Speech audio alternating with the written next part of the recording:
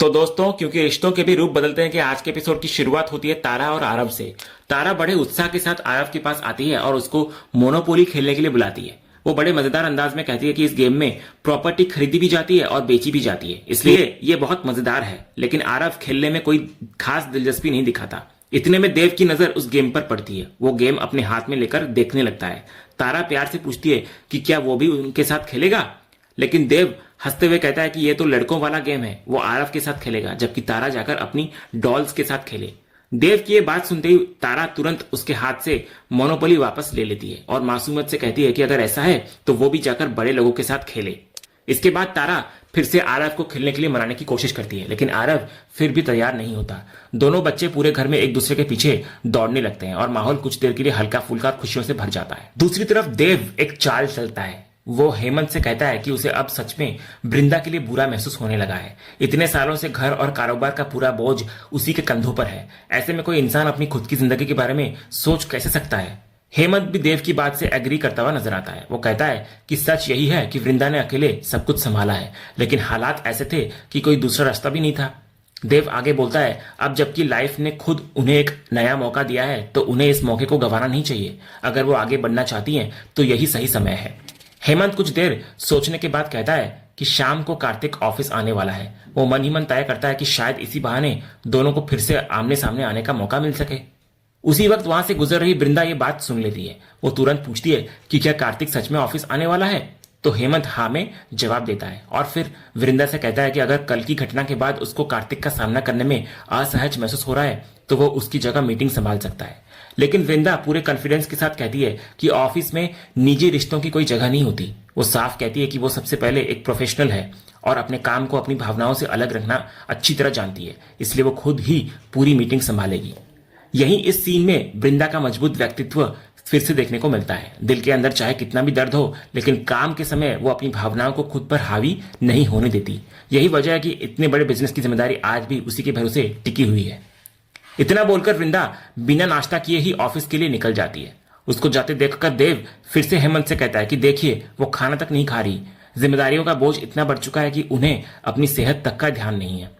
फिर वो सुझाव देता है कि अब सिर्फ समझाने से काम नहीं चलेगा, परिवार को भी उनके भविष्य के बारे में सोचना होगा। देव कहता है शायद अगर उनके भाई नितिन से बात की जाए तो वो वृंदा को समझा सके। दूसरे सीन में हम कार्तिक को देखते हैं जो गाड़ी से जा रहा होता है। एक बार फिर उसके फोन पर उसी अनजान नंबर से कॉल आती है। इस बार भी दूसरी तरफ माधवी और टिम्सी होती है। फोन रिसीव करते ही कार्तिक मुस्कुराते हुए पूछता है कि आखिर वो दोनों किस क्लास में पढ़ती हैं जो आधी रात को किसी अनजान इंसान को फोन कर लेती हैं। वो मजाक में ये भी पूछता है कि क्या घर वालों को इस बारे में पता है या फिर चोरी छिपे ये सब चल रहा है। इसके बाद कार्तिक उनसे ही पूछता है कि क्या उन्हें मैच या स्पोर्ट्स पसंद है, तो माधवी कहती है कि उन्हें उसमें ज्यादा इंटरेस्ट नहीं है। उनका ध्यान तो कंटेंट बनाने और वीडियो क्रिएट करने में रहता है। ये सुनते ही टिम्सी तुरंत उसको रोकती है और इशारों में कहती है कि इतनी जानकारी देने की जरूरत नहीं थी। फिर वो खुद फोन को संभाल लेती है और कहती है कि पिछली बातचीत अधूरी रह गई थी, इसलिए उन्होंने दोबारा फोन किया है। अब वो कार्तिक से पूछती है कि उसकी फेवरेट पिकअप लाइन क्या है, तो कार्तिक थोड़ा मुस्कुराता है और कहता है कि वो ऐसी लाइनों में विश्वास नहीं करता। जब भी किसी नए इंसान से मिलता है तो बस अपना परिचय देकर बातचीत शुरू कर देता है। टिम्सी तुरंत उसकी खिंचाई करते हुए कहती है कि यह तरीका तो बहुत पुराना हो गया है, उसे कुछ नया सीखना पड़ेगा। इसके बाद कार्तिक उल्टा उन दोनों से सवाल करता है कि जिनके बारे में वे इतनी बातें कर रही हैं, क्या उन्होंने कभी ये भी जानने की कोशिश करी है कि उन्हें क्या पसंद है और क्या नहीं। तो दोनों लड़कियां हंसने लगती हैं। वे बताती हैं कि उस इंसान को सिगरेट पसंद नहीं, शराब पसंद नहीं, पार्टियां पसंद नहीं, यहाँ तक कि गाने सुनना भी पसंद नहीं है। इसी दौरान कार्तिक की गाड़ी में मशहूर सिंगर एवी का गाना बजता है। गाना सुनते ही माधवी पहचान लेती है और टिम्सी से कहती है ये तो एवी का ही गाना है। तो कार्तिक इधर पूछता है अगर उन्हें पसंद नहीं है तो वो गाना चेंज कर दे, लेकिन दोनों जल्दी से कहती है कि नहीं, उन्हें तो एवी बहुत पसंद है। फिर धीरे से वो कहती है कि पसंद उन्हें है लेकिन उनकी मॉम को नहीं। बातों बातों में माधवी के मुंह से एक ऐसी बात निकल जाती है जो कार्तिक को सोचने पर मजबूर कर देती है। वो कहती है उसे तो याद भी नहीं कि उसकी माँ आखिरी बार खुलकर कब हंसी थी। बस इतना सुनना था कि टिम्सी तुरंत उसको डांटती है। उसे रियलाइज हो जाता है कि उन्होंने अनजाने में वृद्धा की निजी जिंदगी के बारे में बहुत कुछ बता दिया है। माधवी भी अपनी गलती समझ जाती है और बिना कुछ कहे तुरंत कॉल कट कर देती है। इधर फोन कटने के बाद कार्तिक हल्की मुस्कान के साथ खुद से कहता है कि दोनों लड़कियां सच में बदमाश हैं। लेकिन इस छोटी सी बातचीत ने कार्तिक को एक बहुत बड़ा संकेत दे दिया होता है। उसको समझ आ जाता है कि वृंदा बाहर से जितनी मजबूत दिखाई देती है, अंदर से उतनी अकेली और टूटी हुई है। अगले सीन में हम देखते हैं कि तेज बारिश हो रही होती है। फैक्ट्री में उसी समय लगभग एक साथ वृंदा और कार्तिक अपनी अपनी कार से फैक्ट्री पहुंचते हैं। वृंदा जल्दी जल्दी कार से उतरकर अपना छाता खोलने की कोशिश करती है, लेकिन कई बार कोशिश करने के बावजूद छाता खुलता ही नहीं।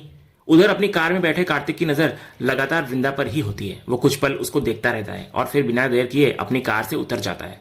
अपने हाथ में छाता लेकर वो सीधे वृंदा के पास पहुंचता है और अपना छाता उसके ऊपर कर देता है ताकि वो बारिश से भीग न जाए। तो वृंदा अचानक उसकी तरफ देखती है। दूसरी तरफ कार्तिक भी बस उसी को देख रहा होता है। कुछ पल के लिए दोनों के बीच बिना कुछ कहे एक अजीब सी खामोशी छा जाती है।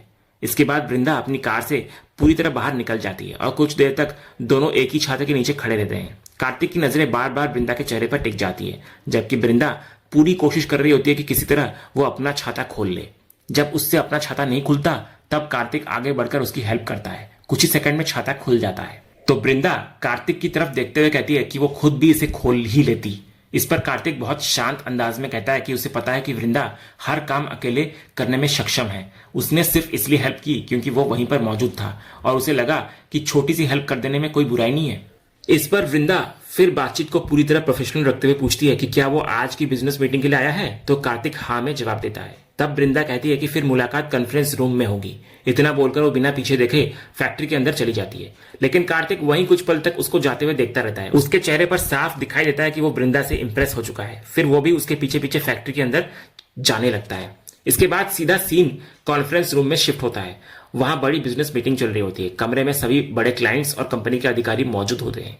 वृंदा पूरे कॉन्फिडेंस के साथ अपना प्रेजेंटेशन दे रही होती है। वो नए प्रोजेक्ट, कंपनी की प्लानिंग, प्रोडक्शन और आगे की स्ट्रेटेजी को बहुत विस्तार से सभी के सामने समझाती है।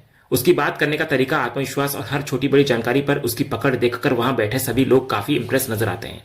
जैसे ही प्रेजेंटेशन खत्म होता है पूरा कॉन्फ्रेंस रूम तालियों से गूंज उठता है। सब लोग उसकी तारीफ करते हैं। तभी कार्तिक भी मुस्कुराते हुए कहता है कि प्रेजेंटेशन वास्तव में काफी इंप्रेसिव था। उसकी बात सुनकर हेमंत गर्व से कहता है कि वृंदा का हर काम इसी स्तर पर होता है, वो हमेशा अपना बेस्ट देती है। इसके बाद वृंदा सभी लोगों से कहती है कि अगर किसी को किसी भी तरह का सवाल पूछना हो या किसी पॉइंट पर चर्चा करनी हो तो वो खुलकर पूछ सकता है। उधर मीटिंग खत्म होने के बाद अगला सीन वृंदा के कैबिन में दिखाया जाता है। अब वहां सिर्फ वृंदा और कार्तिक मौजूद होते हैं। वृंदा औपचारिकता निभाते हुए उससे पूछती है क्या वो कॉफी लेना पसंद करेगा। तो कार्तिक तुरंत कहता है कि अगर मिले तो स्ट्रॉन्ग कॉफी। तो वृंदा भी तुरंत 2 स्ट्रॉन्ग कॉफी मंगवाती है। कॉफी आने का इंतजार करते हुए कार्तिक हल्की बातचीत शुरू करता है। वो पूछता है क्या वो हमेशा इतनी स्ट्रॉन्ग कॉफी पीती है। तो वृंदा मुस्कुराकर हाँ कहती है। फिर कार्तिक दोबारा उसकी प्रेजेंटेशन की तारीफ करता है और कहता है कि उसे सच में उसका काम बहुत पसंद आया। लेकिन इस बार वृंदा बहुत साफ शब्दों में अपनी प्रोफेशनल सोच सामने रखती है। वो कहती है कि सिर्फ तारीफ सुनना उसे पसंद नहीं है। अगर कहीं कोई कमी हो या सुधार की जरूरत हो तो सामने वाला बेझिझक कह सकता है। उसके लिए ईमानदार फीडबैक सबसे ज्यादा मायने रखता है। वो साफ करती है कि बिजनेस सिर्फ बिजनेस होता है, उसमें निजी रिश्तों या भावनाओं को बीच में नहीं आना चाहिए। कार्तिक भी उसकी बात ध्यान से सुनता है। फिर वो कहता है कि वो उसकी सोच को पूरी तरह समझता है। साथ ही वो ये भी कहता है कि अभी दोनों की मुलाकात नई नई हुई है, उन्हें एक दूसरे के काम करने के तरीके को समझने के लिए थोड़ा वक्त देना चाहिए। इसके बाद वो अपने बारे में भी कहता है। वो कहता है कि वो कभी अपनी पर्सनल और प्रोफेशनल लाइफ को एक साथ मिक्स नहीं करता। बाहर लोग उसे एक सख्त बिजनेसमैन मानते हैं, लेकिन अगर कोई अच्छा काम करता है तो वो उसकी खुलकर तारीफ भी करता है और अगर कहीं गलती होती है तो वो उसे सामने बोलने से भी नहीं हिचकिचाता। इसके लिए उसने वृंदा के काम की तारीफ सिर्फ इसलिए की क्योंकि वो सचमुच उस तारीफ की हकदार है। इसके बाद कार्तिक अपने बड़े ऑर्डर की बात करता है। वो कहता है कि ये प्रोजेक्ट बहुत बड़ा है, इसलिए वो दूसरी कंपनियों को भी देख रहा है ताकि तुलना कर सके कि कौन सबसे अच्छा काम कर सकता है। लेकिन ईमानदारी से अगर वो अपनी राय दे तो वृंदा का प्रेजेंटेशन उसको सबसे ज्यादा पसंद आया है और वो चाहता है कि अब इस प्रोजेक्ट पर आगे बढ़ा जाए। तो वृंदा भी बिना टाइम गवाए इस प्रस्ताव पर सहमति देती हुई नजर आती है। दोनों बिजनेस डील को आगे बढ़ाने का फैसला कर लेते हैं। इतने में अचानक कार्तिक के फोन की घंटी बजती है। उसकी रिंगटोन में मशहूर सिंगर एवी का गाना बजता है। कार्तिक कॉल उठाकर सिर्फ इतना कहता है कि वो इस समय मीटिंग में है और बाद में बात करेगा। फोन रखते ही वृंदा उससे पूछती है क्या वो भी एवी का बहुत बड़ा फैन है। वो याद दिलाती है कि पहले उसकी कार में भी एवी का गाना चल रहा था और अब उसके फोन की रिंगटोन भी उसी की है। तो कार्तिक मुस्कुराकर उल्टा सवाल करता है कि क्या उसे एवी पसंद नहीं है। तो वृंदा बिना झिझक साफ कहती है कि उसे आधुनिक संगीत बिल्कुल पसंद नहीं, खासकर एवी की आवाज उसको बिल्कुल अच्छी नहीं लगती। वो यहां तक कहती है कि उसे उसकी आवाज सुनना भी पसंद नहीं है। कार्तिक ये सुनकर थोड़ा हैरान नजर आता है। फिर वो बहुत अलग नजरिए से एवी के बारे में बात करता है। वो कहता है कि एवी की आवाज में सिर्फ संगीत नहीं बल्कि गहरा दर्द छिपा हुआ है, ऐसा दर्द जो सीधे दिल तक पहुंचता है। फिर वो एक और बात कहता है जो पूरे सीन को भावनात्मक बना देती है। वो कहता है कि कभी कभी उसे एवी पर तरस आता है, इतना बड़ा सुपरस्टार होने के बावजूद वो हमेशा अपने चेहरे पर मास्क लगाए रहता है। पूरी दुनिया उसकी आवाज जानती है, लेकिन उसका असली चेहरा कोई नहीं जानता। कार्तिक अंदाजा लगाता है कि शायद वो इंसान दुनिया से कम और खुद से ज्यादा नाराज है। शायद उसके अंदर कोई ऐसा दर्द छिपा है जिसे वो किसी को दिखाना नहीं चाहता। इसी बातचीत के साथ सीन सीधे एवी के कॉन्सर्ट पर पहुंचती है। हजारों लोगों की भीड़ उसके सामने मौजूद होती है। एवी हमेशा की तरह अपने चेहरे पर मास्क लगाए स्टेज पर खड़ा होता है। हाथ में गिटार लेकर वो एक जबरदस्त मॉडर्न गाना गाता है। पूरा स्टेडियम तालियों और शोर से गूंज उठता है। लोग उसकी हर लाइन पर झूम रहे होते हैं। उधर फैक्ट्री में वृंदा अभी भी एवी के बारे में अपनी राय रखती है। वो कहती है कि दर्द में होना और दर्द को बेचकर पैसे कमाना दोनों अलग अलग बातें हैं। अगर कोई अपने दुख को ही अपना बिजनेस बना ले तो उसे सही नहीं कहा जा सकता। लेकिन कार्तिक उसकी बात से सहमत नहीं होता। वो बहुत गहराई से जवाब देता है। वो कहता है कि जब इंसान का दिल दर्द से भर जाता है तो शुरुआत में उसकी आंखों से आंसू निकलते हैं, लेकिन जब दर्द अपनी हद पार कर देता है तब आंसू भी कम पड़ जाते हैं। तो ऐसे समय में इंसान अपने अंदर के दर्द को किसी न किसी कला के जरिए बाहर निकालता है। जैसे कि कोई पेंटिंग बनाता है, कोई डांस करता है, कोई लिखता है और कोई अपने दर्द को संगीत में बदल देता है। यही वजह है कि कलाकारों की कला लोगों के दिल तक पहुंच जाती है, क्योंकि उसमें सिर्फ हुनर नहीं बल्कि उनकी जिंदगी का दर्द भी छिपा होता है।